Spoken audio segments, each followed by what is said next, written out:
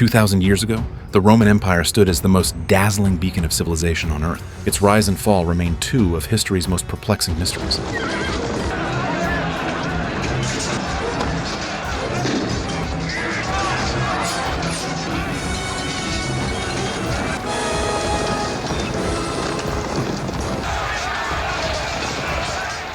In the year 180 AD, the empire's glory was at its zenith, yet it also stood silently at a crossroads of fate. At its helm was Marcus Aurelius, who bore the title of Caesar. A warrior for much of his life, he had led the Roman legions on the Danubian frontier, locked in a grueling 17-year war against the Germanic tribes. But the relentless campaigns had drained not only the empire's treasury, but also the life of its great ruler. What is another day to offer you, Commodus? Warmth, life, color, people. In the chill of dawn at the military camp, Aurelius gazed into the pitch-black sky, his heart gripped by the childhood terror of endless night. He knew that the empire's darkness might soon descend, and that it could last forever. His close friend Commodus tried to comfort him, but Aurelius's unease only deepened. He could almost hear the night whispering in his ear, beckoning him to follow it westward into eternal sleep. When the first light of dawn broke through the darkness, there was no joy on Aurelius's face. He knew his time was running out and that he had to make a fateful decision for the empire's future. He summoned the governors of all the imperial provinces and the kings of client states, preparing to announce a plan that would shake Rome to its core. Before revealing his plan, he asked his most trusted general, Livius, about the progress of the campaign to eliminate Balamar, the chieftain of the Germanic tribes. But to Livius' surprise, Aurelius stopped him. He didn't want the enemy's head. He wanted a chance to negotiate peace. This bewildered Livius, a man accustomed to conquest and bloodshed. Meanwhile, another presence stirred the camp. Lucilla, Aurelius' daughter, arrived, her concern for her father's health weighing heavily on her. She prayed devoutly before the gods, begging for peace and deliverance from disaster. Her appearance reignited a long-buried flame in Livius' heart. Years of separation had left them both aching with loneliness, and now, reunited, Lucilla vowed that if her father recovered, she would spend her life with Livius. For the battle-hardened general, her love was the warmest light in his otherwise harsh world. I want to. Soon, the grand assembly of lords from across the empire began. Dignitaries from every corner gathered to pay their highest respects to the Caesar.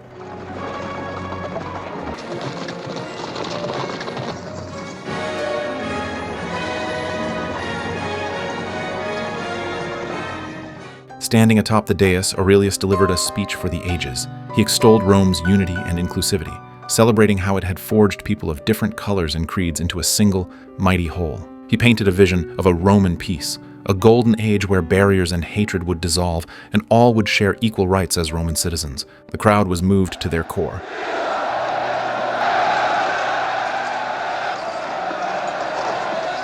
But midway through his address, Aurelius nearly collapsed. He fought through the pain to finish, yet everyone could see that the great emperor was a shadow of his former self. Back in his chambers, Aurelius finally revealed his true plan to Livius and Lucilla. He confessed that his death was near and that he had to choose a worthy successor for the empire. I must sacrifice the love of my son. Commodus must never be my heir. Livius, it is my wish that you should succeed me. Shockingly, he did not name his son, Commodus, as his heir. This decision left Livius stunned. He knew Commodus's hunger for power all too well and had always regarded him as a brother. But Aurelius's mind was made up. He declared that Commodus, obsessed with gladiatorial games and frivolous pursuits, lacked the qualities of an emperor. Only Livius, honorable, brave, and compassionate, could carry forward his vision of peace. Just then, a messenger arrived. Prince Commodus and his entourage would reach the camp in 2 days. Aurelius urged Livius to greet him and to make his decision swiftly. Time was running out for Rome. At her father's sickbed, Lucilla gave her full support. Even though Commodus was her own brother, she believed Livius was the rightful heir. Aurelius, though heartened by her loyalty, saw the pain beneath her resolve. He mentioned the harm his wife's infidelity had brought to himself and his daughter, and advised Lucilla to learn to understand and sympathize.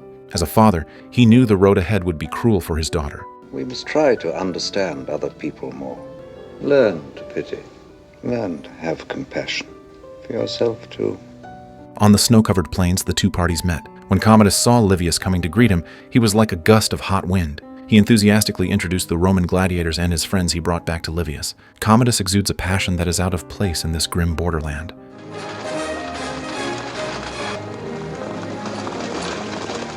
The reunion between father and son was fraught with tension. Commodus immediately criticized Aurelius for his leniency toward the enemy, his words dripping with defiance. There was also a tit-for-tat relationship between the siblings. Lucilla despised her brother for turning Rome into a paradise for gladiators. Aurelius watched the siblings, who had bickered since childhood, with weary resignation and brought the painful encounter to an end. Commodus's confidant, Julianus, sensed the emperor's failing health. They had all rushed from Rome, drawn by the scent of shifting power. Later, Commodus pulled Livius into a drunken revel, ostensibly to rekindle their old brotherhood.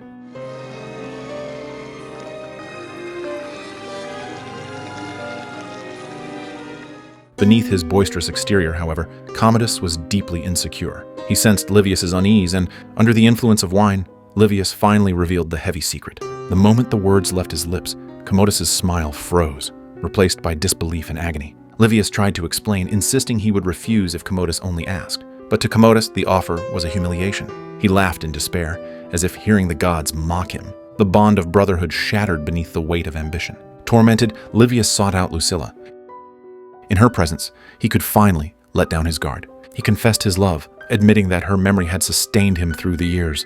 Lucilla returned his affection, revealing that her hope for him had kept her from despair. Two lonely souls, they clung to each other in that fleeting moment.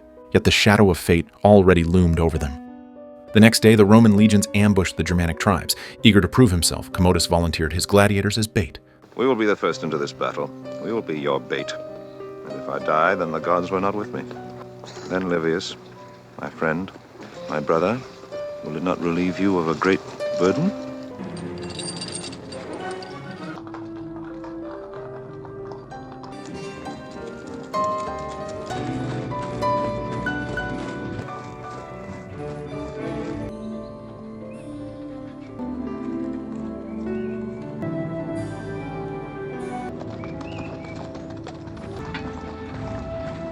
The battle started, and the main force of the Roman legion was deployed to engage in a brutal fight with the barbarians.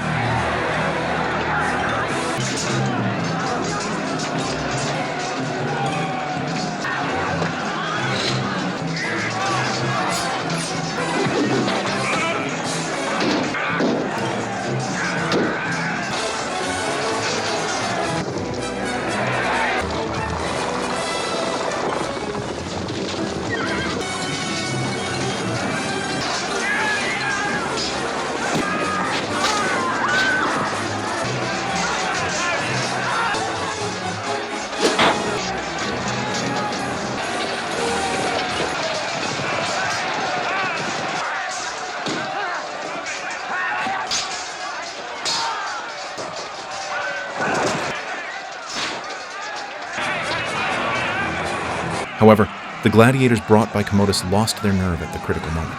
This created a gap in the encirclement, allowing the leader Balamar to escape amidst the chaos. Valamar's escaped because some of your gladiators were cowards. The military failure was only the beginning. A crueler political bargain followed. To secure the eastern frontier, Aurelius made a decision that broke his own heart. He would marry his beloved daughter, Lucilla, to the king of Armenia.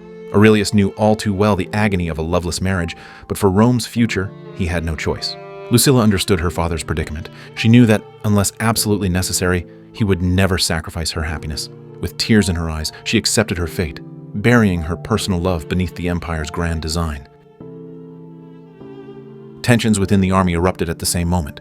Livius's soldiers punished the gladiators for their cowardice, but Commodus intervened to protect them. The two sides stood on the brink of violence, and Livius and Commodus, once brothers in arms, now faced each other as adversaries. To settle the dispute, they agreed to a heart-stopping chariot race, a duel not just of courage, but of power and pride.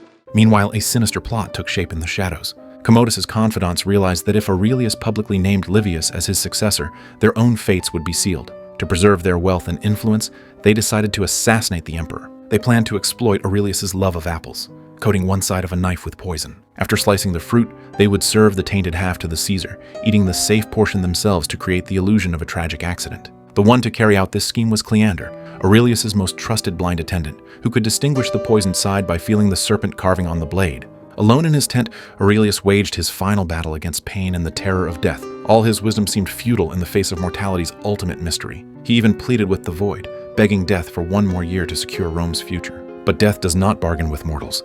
I do not seek pleasures or friendship or love. I speak only of Rome. And when I say Rome, I mean the world, the future. At his most vulnerable, Cleander entered, bearing the sliced apple. Unsuspecting, Aurelius took the poisoned half.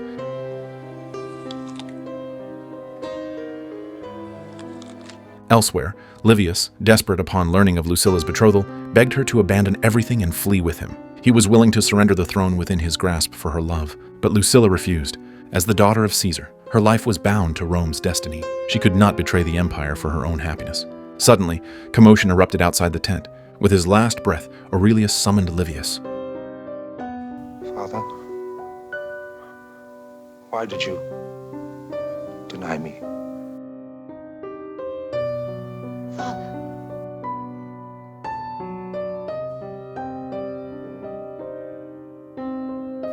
Livius.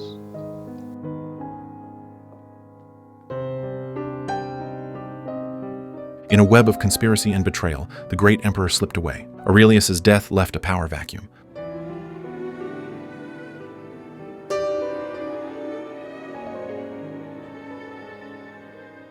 Lucilla and Livius searched for the written document in which Aurelius named Livius as his heir, but found nothing. Though Lucilla could testify, without concrete evidence, doubt would undermine the new ruler's legitimacy. An unquestioned Caesar was essential for Rome's stability. Livius faced a dilemma. If he insisted on ascending the throne, it would inevitably spark a bloody civil war. This outcome ran counter to Aurelius's peaceful final wishes.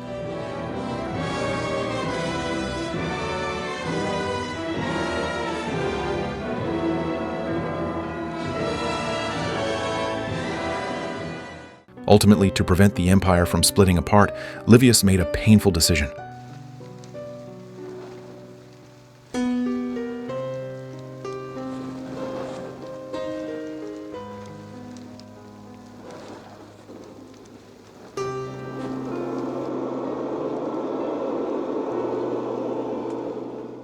Hail, undoubted Caesar! Hail, Commodus! Hail, Caesar! Hail, Commodus! Hail, Caesar! Hail, Commodus! Hail, Caesar! Hail, Commodus! Before all the lords, he knelt and pledged his allegiance to Commodus as the new Caesar. His loyalty secured Commodus's rule and doomed Rome to ruin. Commodus publicly named Livius supreme commander of Rome's armies, second only to himself. Commander-in-Chief of all Roman armies! A grand triumph was held in Rome, where Commodus basked in the adoration of the masses, drunk on power.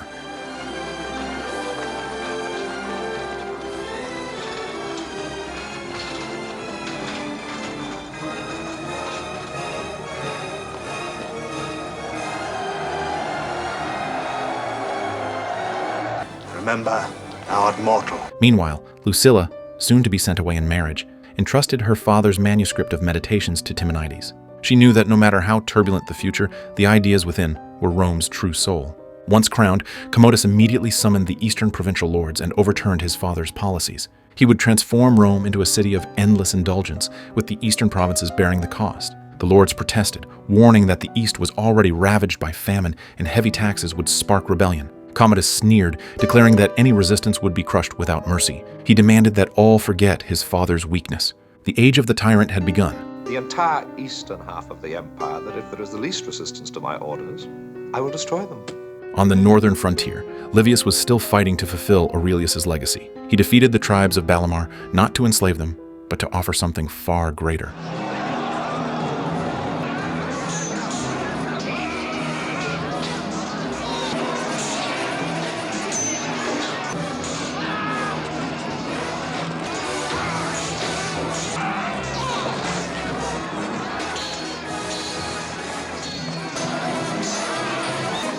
Valamar!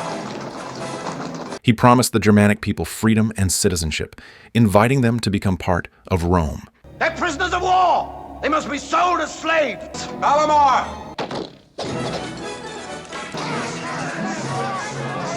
Let us die killing Romans! The two sides clashed once more, plunging the scene into chaos.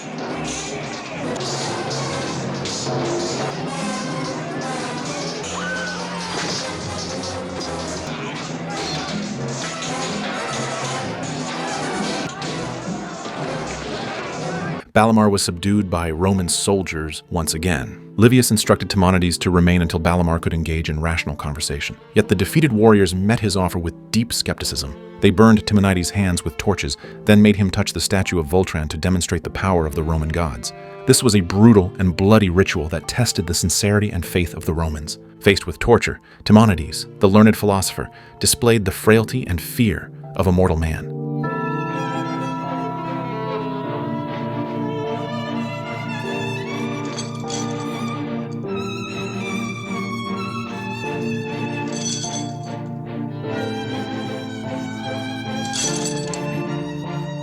Even so, he pressed his palm against the statue of the god of war. That act of unshakable will shattered the doubts of the Germanic warriors. They finally believed Livius's promise was genuine.